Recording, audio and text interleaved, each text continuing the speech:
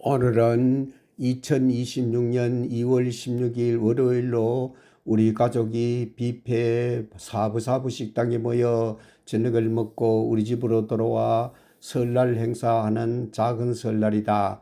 뷔페 사부사부 식당에서 저녁을 먹고 식당을 나와 우리 가족 모두가 주차장으로 간다. 아들들이 가지고 온 자가용에 나뉘어 타고 식당 가까이에 있는 우리 집으로 간다. 나와 동생이 탈 자리가 없다. 막내 아들이 자기 아들들을 내려서 걸어오라고 한 후 우리 형제가 막내 아들 자가용에 오른다.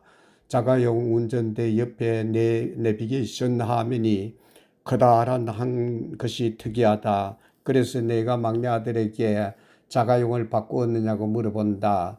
자기가 타던 외제차는 둘째 형에게 넘기고 자기는 새로운 신형 외제차를 샀단다. 동생이 막내 아들에게 손을 운전대에 얹으면 자가용이 스스로 알아서 가는 차인가 물어본다. 막내 아들이 그렇단다. 자가용이 알아서 목적지인 우리 집으로 가는가 보다. 자가용이 지나가는 주위의 모습들이 내비게이션 화면에 생생하게 보인다. 정말로 좋은 외제차인가 보다. 나는 아들들을 대학까지 시키면서 돈이 없어서 아들들에게 용돈을 제대로 주지 못하였다. 막내 아들은 의과대학에 다닐 때 새벽에 일어나 세차하는 아르바이트를 하여 자그마한 중고차 티코를 사서 타고 다녔다. 그런 막내 아들이 지금은 자기가 타고 싶은 외제차를 사서 타는 모습을 보니 너무 보기가 좋다. 그리고 막내 아들이 결혼할 때 새 방도 얻어주지 못하였다는 생각하는 사이 우리 집에 도착한다. 우리가 가장 먼저 도착하였다. 대문 열쇠를 집사람이 가지고 갔다. 2층 대문 벨을 눌리니 대문을 열어주지 않는다. 2층에 새들어 사는 사람들도 설 명절에서 자기 고향의 명절을 새로 갔나 보다. 그러나 그러는 사이 집사람이 들어온다. 대문을 열고 모두 우리 집 거실로 들어간다. 우리 가족 18명이 선이 거실이 꽉 찬다. 우리 손주들 모두가 대학생이 되어서 그러나 보다. 모두가 거실로 들어와 서 있다. 둘째 아들이 세배부터 하자고 한다. 우리 부부와 동생 부부가 거실 침대에 앉는다. 아들들과 며느리들이 세배한다. 세배 받으면서 내가 너희들도 이제 한갑이 다 되어 가는데 내일부터는 세배하지 말라고 한다. 아들들의 세배가 끝나니 우리 손주 8명이 일일로 서서 세배할 준비를 한다. 부산 오륙도 초등학교 교사를 하는 맏손주 민희의 구령에 맞추어 손주들이 세배하면서 할아버지 할머니 새해 복 많이 받으세요라고 한다.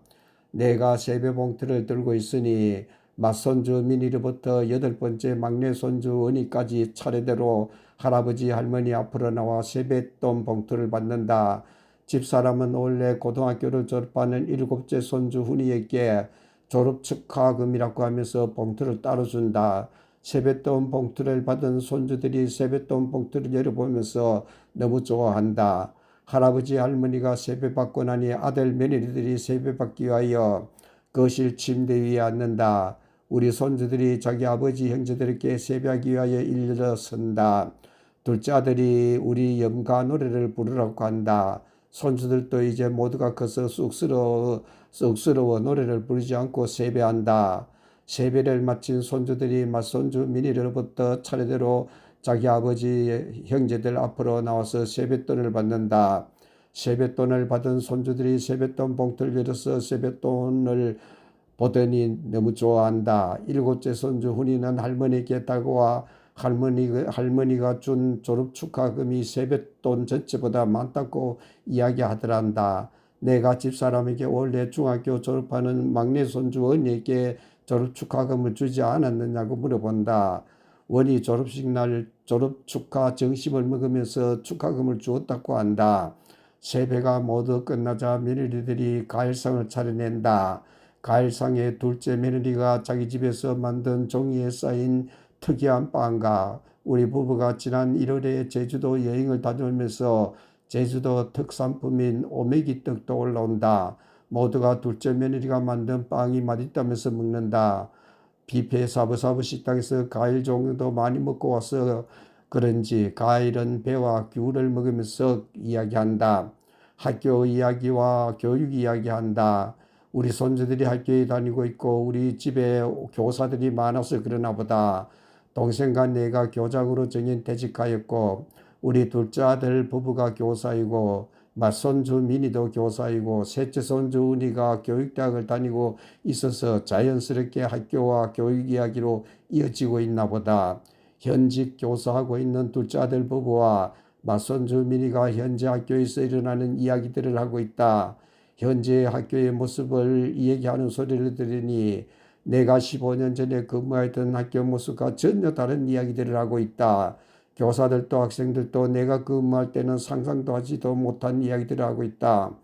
교장을 하였던 남동생도 이해가 되지 않나 보다.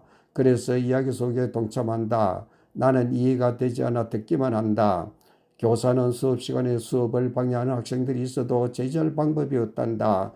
요사이나 학부형들이 자녀를 하나 둘 낳아 키우기 때문에 귀하게 키운단다. 그래서 학생들이 수업 시간에 제멋대로 행동하여 수업을 방해하는 학생들이 많단다.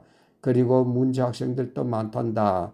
수업을 방해하는 학생들을 교사 마음대로 다루면 인권유린으로 학부형들로부터 고소당할 수가 있단다. 그래서 학교 매뉴얼에 따라 문제 학생을 다루어야 한단다.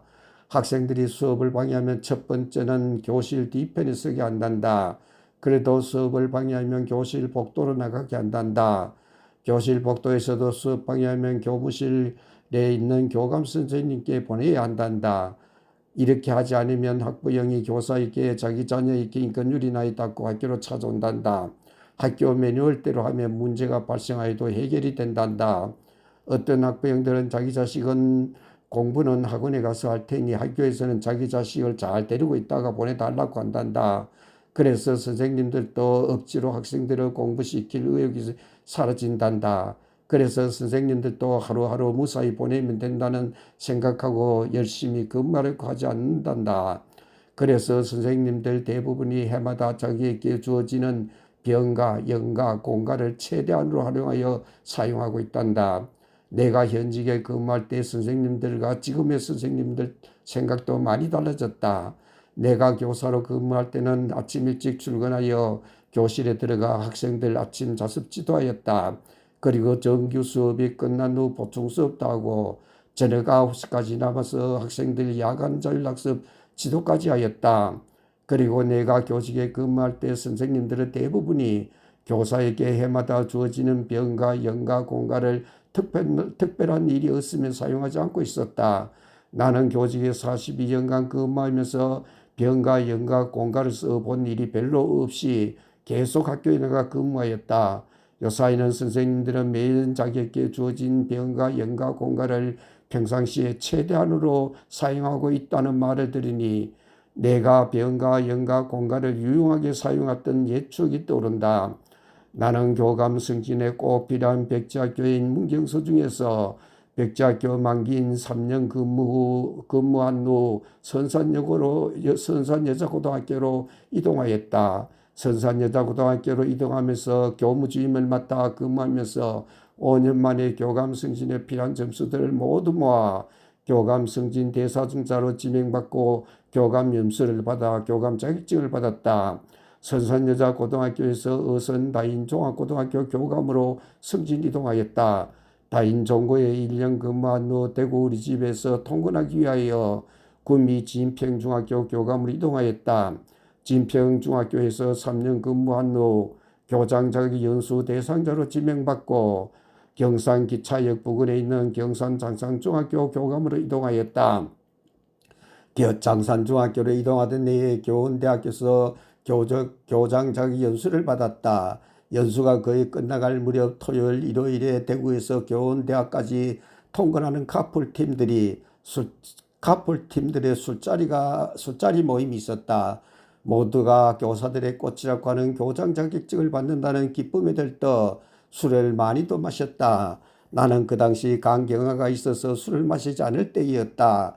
그런데 그날 저녁에는 나도 교장이 된다는 들뜬 기분의 양주로부터 시작하여 막걸리까지 얼마나 많이 마셨는지 교원대학교 기숙사까지 어떻게 들어왔는지 모를 정도로 술을 많이 마셨다.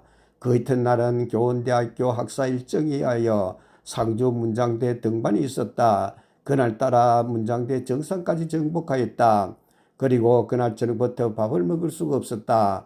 그래서 그 이튿날 교원대학교 교장 자격연수를 마치고 병원을 찾아가니 병원이 문을 닫았다. 그래서 약국에 가서 약을 지어 먹었다. 별 차도가 없었다. 그러다가 연수를 모두 마치고 집으로 돌아와 학교에 나가 정상 근무하였다. 그런데 복수가 차오르기 시작하였다. 둘째 아들이 내가 교장 자격연수 받고 왔다고 자기 가족들과 저녁을 함께 하자고 하여 약속된 식당으로 갔다. 복수가 차올라 식사하지 못하고 벽에 기대고 있는 나의 모습을 본 둘째 아들이 막내 아들의 졸업한 가톨릭 대학병원을 싣고 갔다. 입원하여 3일간 정밀 진단받았다. 정밀 진단 결과 간암 초기란 진단을 받았다. 가톨릭 대학병원에서 간암으로 가는 핏줄을 태워 죽이는 색전수를 받고 퇴원하였다. 퇴원하여 집으로 돌아와 간이식 수술을 받고 건강하게 사는 선배 교장 선생님 사택을 찾아갔다. 간암에는 간이식밖에 없다면서 간이식 수술을 받으라고 권하였다. 그래서 맏아들의 처남이 근무하는 병원의 의사가 외국에 나가 간이식을 받고 왔다면서 그분의 소개로 외국에 나가 3개월을 기다려 간이식 수술을 받고 곧바로 귀국하였다.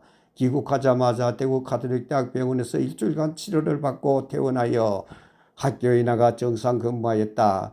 가톨릭 대학병원에서 퇴원하여 집에서 하루도 쉬지 못하고 학교에 나가 정상 근무한 것은 나에게 주어진 병가, 연가, 공가를 모두 써버렸기 때문이다.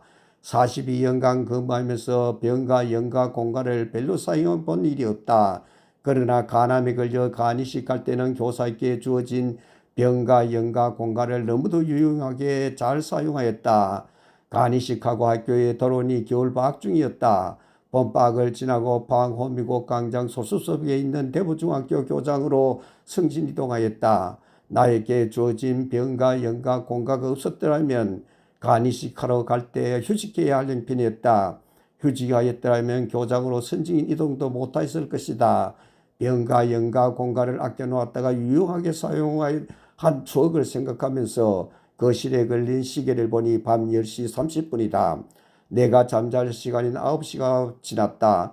큰방과 침실에는 우리 손주들이 놀고 있어 서재로 들어가 잠을 잔다. 잠을 한창 자고 있는데 둘째 아들이 들어와 깨운다. 아들들 가족들 모두가 집으로 돌아간단다. 집으로 돌아가는 우리 아들 가족들을 배웅하고 저녁에 마실 물을 만들어 보온 물통에 담아놓고 침실로 들어가 따뜻한 장소 온도의 침대에 누워 꿈속으로 들어간다.